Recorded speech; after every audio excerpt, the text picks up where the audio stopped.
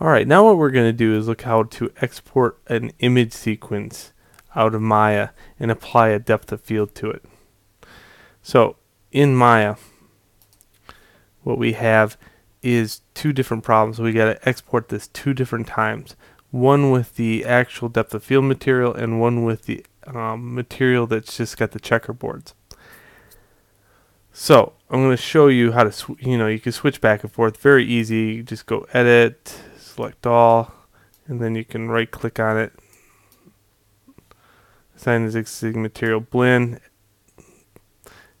You render this out, and then you're going to render it back out again. So here's how you render it out.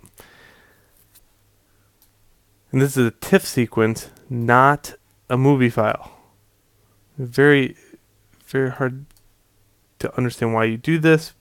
One thing is you get a lot more clarity with a TIFF sequence. It's a kind of a pain to kind of stitch back together, but it's so well worth it. So right now, what is happening here, I have a render 00001 to 0200. So first off, put the name prefix out there so it says render. Okay. Then choose TIFF.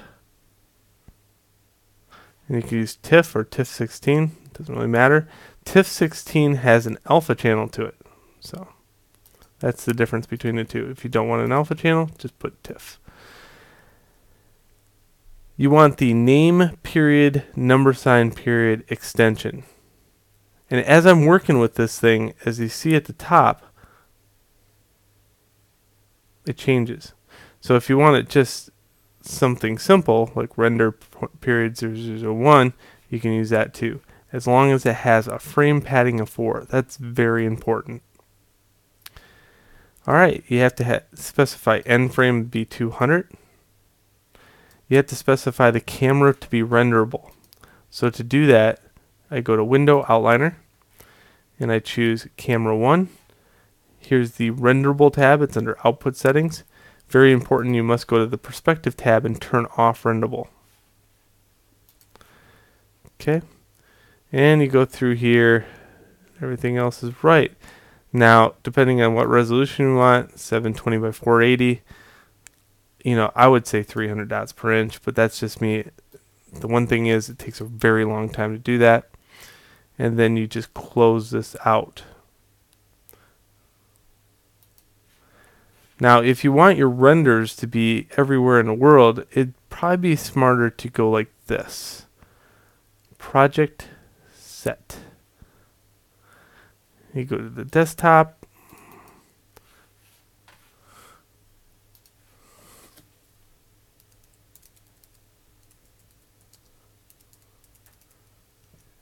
Render past video.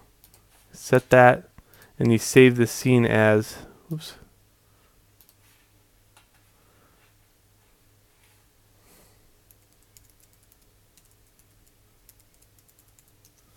There we go.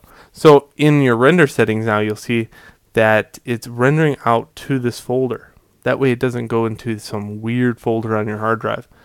Okay, when you're done, you should be able to hit this button right here.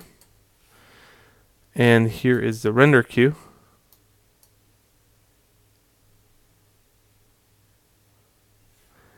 Also, you have this little thing that pops up right here. It's called Batch Render Monitor. Okay, but it's just as easy to look in here on your script editor to see what's going on. In a few minutes, this will start flying across and making new files. Okay, in the next video, what I want to do is show you how to import them into After Effects.